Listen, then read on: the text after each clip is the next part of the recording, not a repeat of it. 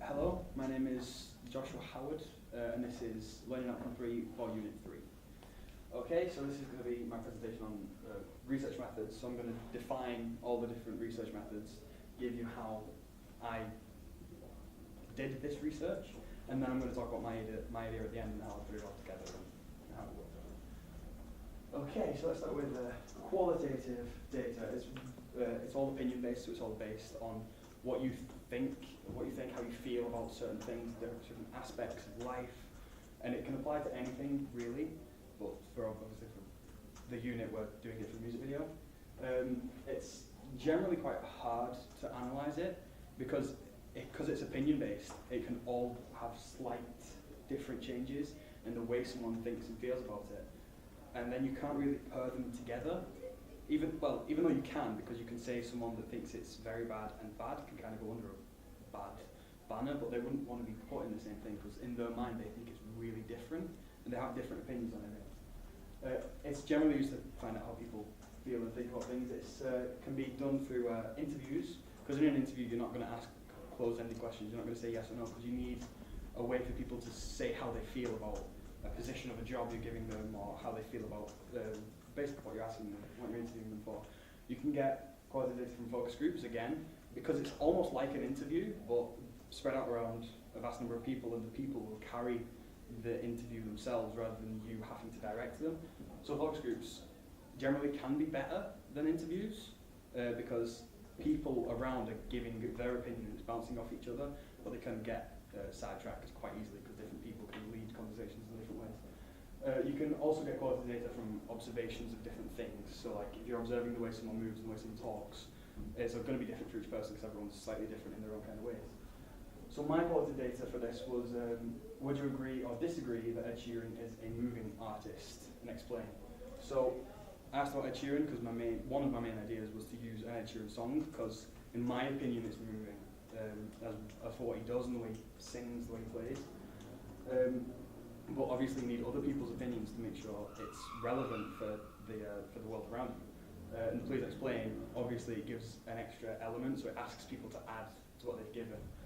Although some people will just give yes or no answers because they don't want to go into details, but a lot of the people that I did ask said that they found him to be a moving artist, that what he did is generally quite soft and slow paced.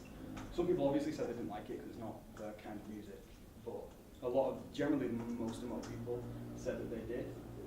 And I also asked to what extent you enjoy narrative in a music video, because I was split between narrative and impressionist.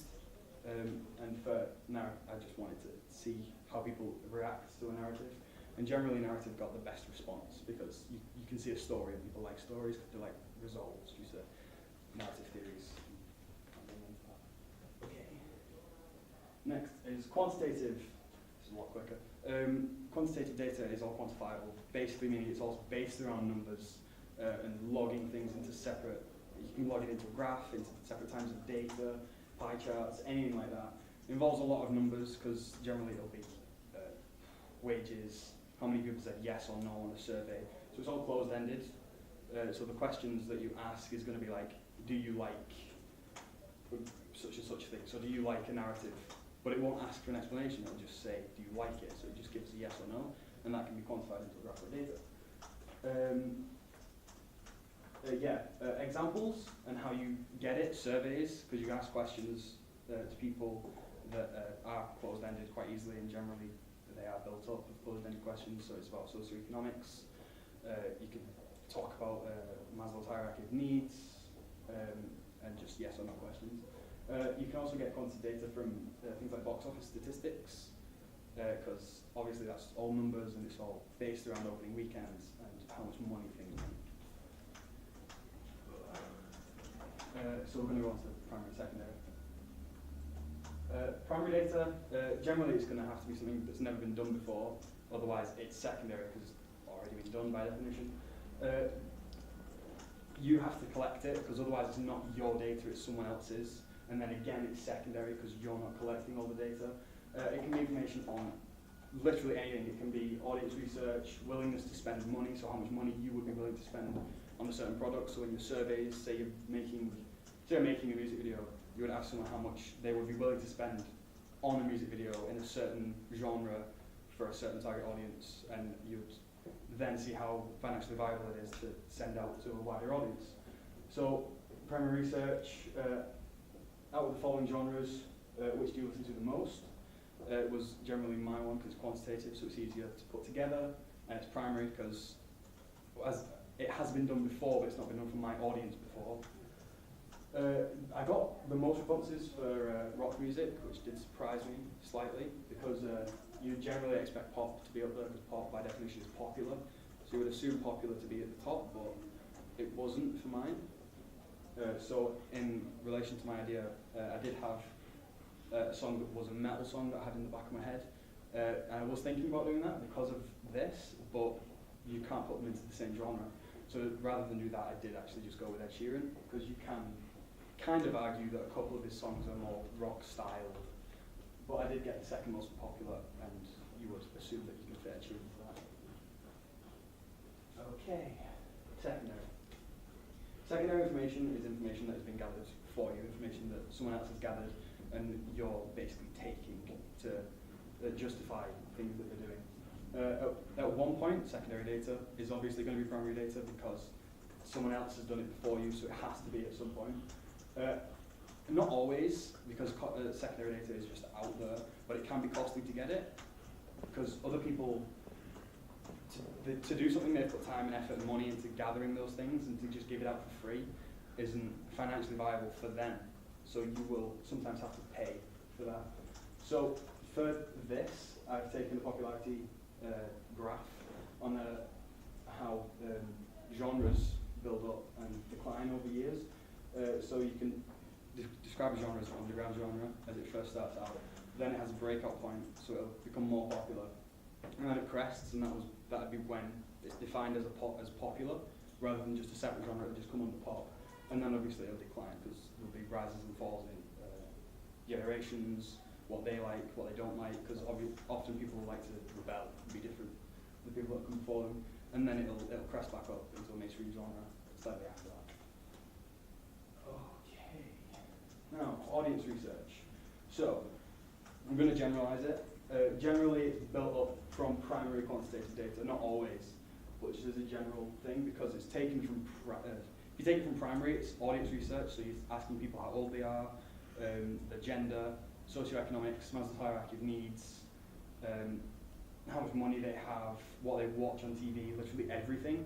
But it's quantitative because you can graph all of that, and it's primary because you would ask your audience.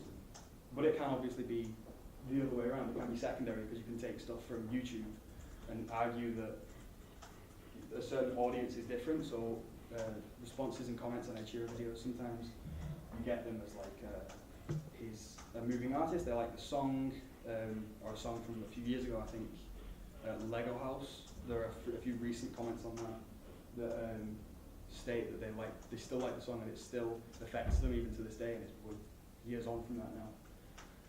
So audience research involves socioeconomics, so how much money you have coming into your household. So socioeconomics is A, B, C1, C2, D and E, with A obviously being the highest, and E generally being pensioners and students, because you're taking from the capital rather than giving.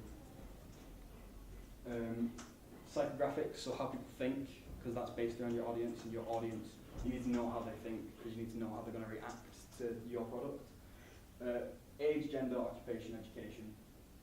Obviously age is going to be in there because age defines pretty much everything, because younger people are going to have a different opinion to older people because they've had different experiences through their lives, and the time frame is different. Gender, obviously things are targeted towards male and different and female audiences, which obviously it can be classed as sexist, but it just isn't because it's generalizing. So a male colour, for instance, would be blue and a female colour would be pink. Even though you can say that's sexist, it's just generalising. Occupation is audience research again, because you're talking about what your audience works as, and then that can link back to socioeconomics, and it can link to Maslow's hierarchy of needs, because it sets you up the graph in terms of how much you earn and how much you need in life to be happy. And obviously your education, because if you were educated, say in Harvard Law School, you would be probably around the A bracket by the time you got to your later years, because generally you're on a higher income bracket.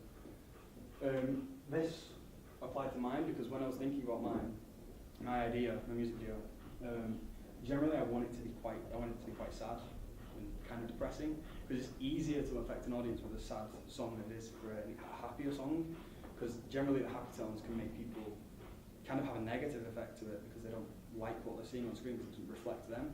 Whereas the sadder tones, generally everyone's had the low points, and they can all pick up on the low points as a result of that.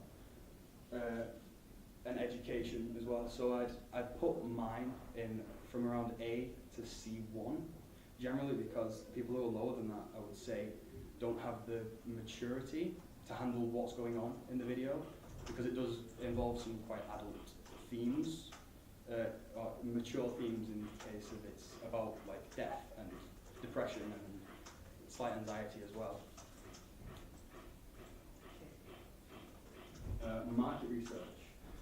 Okay, market research is often done as a mix of secondary data that can be mixed between qualitative and quantitative. So secondary is because market research generally is about what's already out there, and it's about other music videos that have already been there and have already come out before that. So other people have generally already got to that and decided what it is and graphed it and quantified it and added like numbers and what they think to it. So it can be a mix between qualitative, because often market research, you get people saying that they don't like music video, because it's too dark for them, they don't like the tones, they don't like what it's saying in the video, but then you can have someone say the exact opposite about the same video, because it's qualitative and it's opinion based and it gives the audience an idea. Well, no, the video kind of has that kind of effect on the audience. It can be quantitative as well, because market research can involve figures and statistics based around the music video. So income figures and how much was spent on the music video. So for instance, each year around 10-ish music videos are made with a 7-figure budget, because they'll be up there, like Taylor Swift, Blank Space, I think was one of them, because she recorded in like what was a mansion and had really old classic cars that she'd have to pay for, she'd have to rent. They had the newest cameras, the newest editing techniques and software. Whereas obviously our budget doesn't allow for that, so we'd have to have a budget of 0, which means we have to use the cameras that we've been provided with and the software that's generally either free or that's already in the college, and work around it that way. Okay, production research, often a mix of primary and secondary qualitative data. Okay, production research is so cameras, crew, and other things based around that. So resources, personnel, equipment, location, and placement. Placement of, say, advertisements, product placement, because in certain videos, like in a video aimed at older people, you wouldn't put a Beats pill or Beats headphones in it, because that's not for their generation. It's a separate audience that they're promoting to.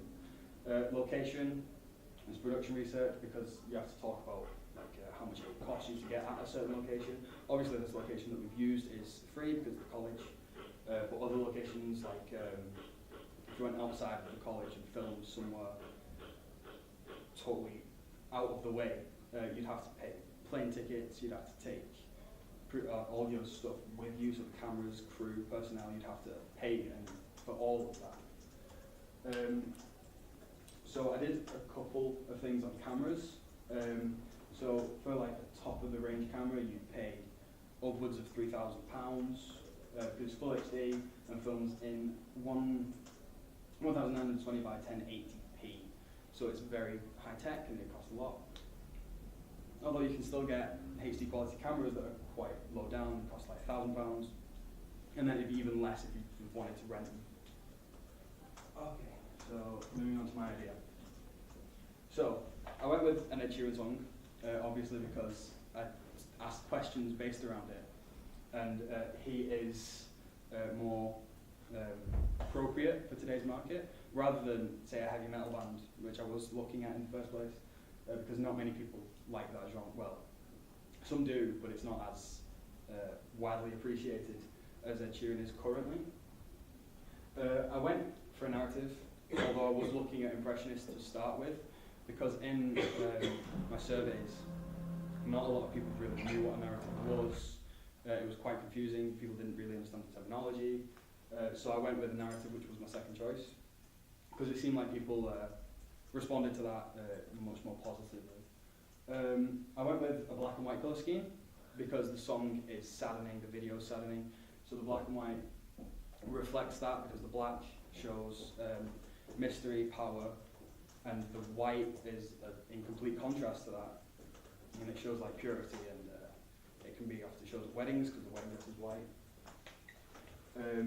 Depression is a big part of the song, and then obviously that's transpire into the video because of the narrative theme of it, and that links in with black and white as well. And then death is another big part of it, because we have a relative of the main character dying, which causes this depression and has a knock-on effect, which is why I chose class A to C1, because generally class A to C1 is older than the lower classes. So going through death and depression and what comes after death can often be more relatable to older people, so that's why I chose my target audience to be quite a bit higher and older than what I would usually go for, because it's not that spread out, so it's not going to be liked by as many people as it would if it was more generalised, but it gets across the points of depression and death and anxiety that I wanted to get across in the video. Okay, that was my presentation on research methods and my idea. Is there any questions? Any questions? I've got a question. Interesting that you've defined your audience at A to C1. You've made a relatively accurate statement that they're usually at an older age. How old is the main character in the story? The main character is quite young. Why have you chosen a character of that age? I would have liked, well, preferably it would have been older character, because obviously that would link in better with the target audience. However, there was a couple of details that I had to. So we're presenting to a younger audience, so to have a younger main character also makes that more relatable to the audience that we're relating to. But also there's the fact that to pay for actors eats into your budget as well. Okay, good. Anyone else? Any other questions?